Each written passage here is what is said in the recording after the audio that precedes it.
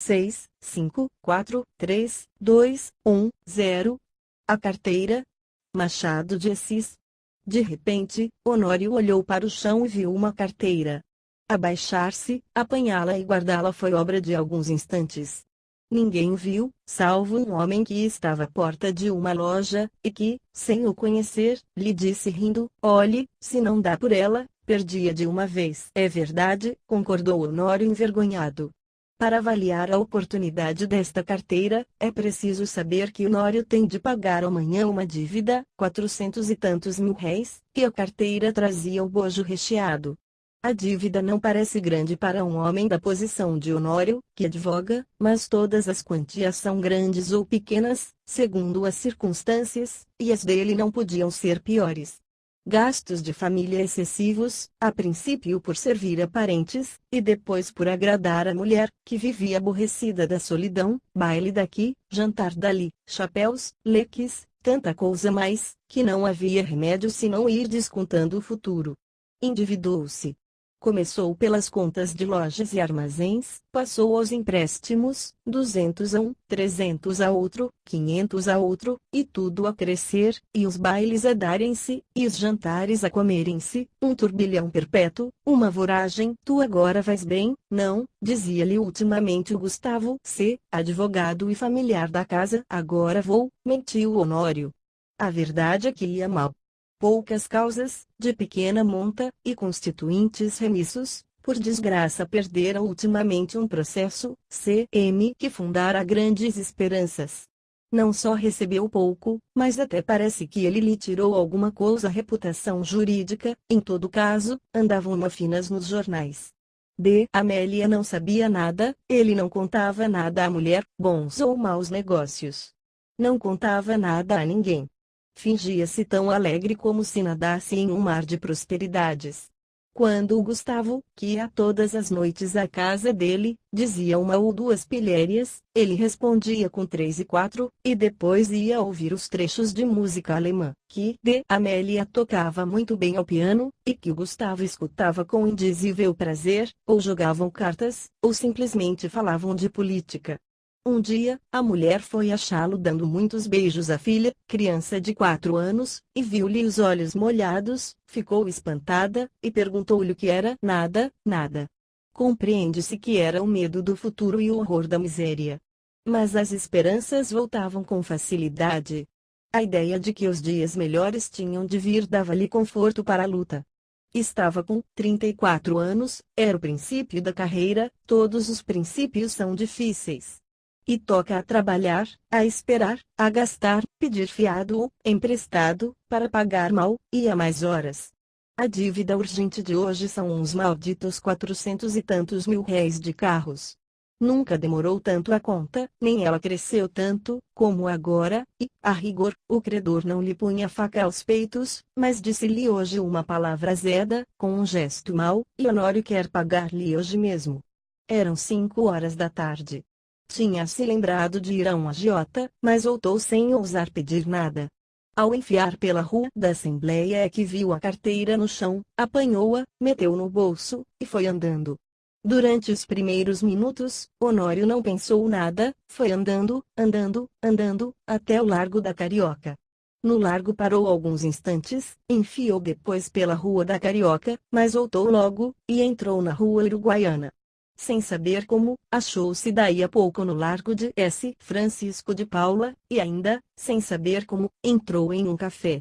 Pediu alguma coisa e encostou-se à parede, olhando para fora. Tinha medo de abrir a carteira, podia não achar nada, apenas papéis e sem valor para ele. Ao mesmo tempo, e esta era a causa principal das reflexões, a consciência perguntava-lhe se podia utilizar-se do dinheiro que achasse. Não lhe perguntava com o ar de quem não sabe, mas antes com uma expressão irônica e de censura. Podia lançar mão do dinheiro, e ir pagar com ele a dívida. Eis o ponto. A consciência acabou por lhe dizer que não podia, que devia levar a carteira à polícia, ou anunciá-la, mas tão depressa acabava de lhe dizer isto, vinham os apuros da ocasião, e puxavam por ele, e convidavam-no a ir pagar a cocheira. Chegavam mesmo a dizer-lhe que, se fosse ele que a tivesse perdido, ninguém iria entregar-lhe, insinuação que lhe deu ânimo. Tudo isso antes de abrir a carteira. Tirou-a do bolso, finalmente, mas com medo, quase às escondidas, abriu-a, e ficou trêmulo. Tinha dinheiro, muito dinheiro, não contou, mas viu 2 notas de 200 mil réis, algumas de 50 e 20, calculou uns 700 mil réis ou mais, quando menos, 600. Era a dívida paga, eram menos algumas despesas urgentes. Honório teve tentações de fechar os olhos, correr à cocheira, pagar, e, depois de paga a dívida, adeus, reconciliar-se-ia consigo. Fechou a carteira, e com medo de a perder, tornou a guardá-la. Mas daí a pouco tirou-a outra vez, e abriu-a, com vontade de contar o dinheiro. Contar para quê? Era dele. Afinal venceu-se e contou, eram 730 mil réis. Honório teve um calafrio. Ninguém viu, ninguém soube, podia ser um lance da fortuna, a sua boa sorte, um anjo. Honório teve pena de não crer nos anjos. Mas por que não havia de crer neles? E voltava ao dinheiro, olhava, passava-o pelas mãos, depois, resolvia o contrário, não usar do ácido, restituí-lo. Restituí-lo a quem? Tratou de ver se havia na carteira algum sinal. Se houver um nome, uma indicação qualquer, não posso utilizar-me do dinheiro, pensou ele.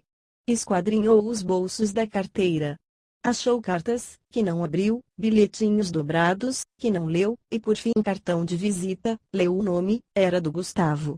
Mas então, a carteira. Examinou-a por fora, e pareceu-lhe efetivamente do amigo. Voltou ao interior, achou mais 2 cartões, mais 3, mais 5. Não havia duvidar, era dele. A descoberta entristeceu. Não podia ficar com o dinheiro, sem praticar um ato ilícito, e, naquele caso, doloroso ao seu coração porque era em dano de um amigo.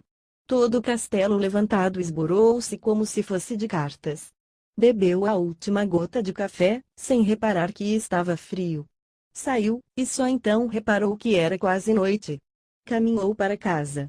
Parece que a necessidade ainda lhe deu uns 12 empurrões, mas ele resistiu. Paciência, disse ele consigo, verei amanhã o que posso fazer.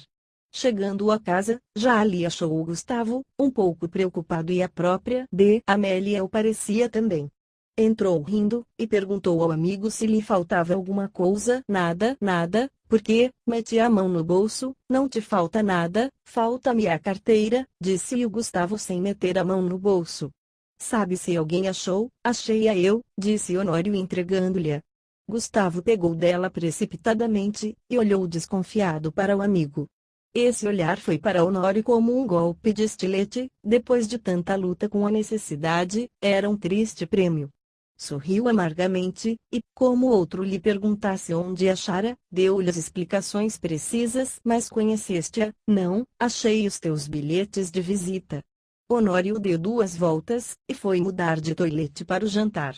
Então Gustavo sacou novamente a carteira, abriu-a, foi a um dos bolsos, tirou um dos bilhetinhos, que o outro não quis abrir nem ler, e estendeu-a Amélia, que, ansiosa e trêmula, rasgou em 30 mil pedaços, era um bilhetinho de amor.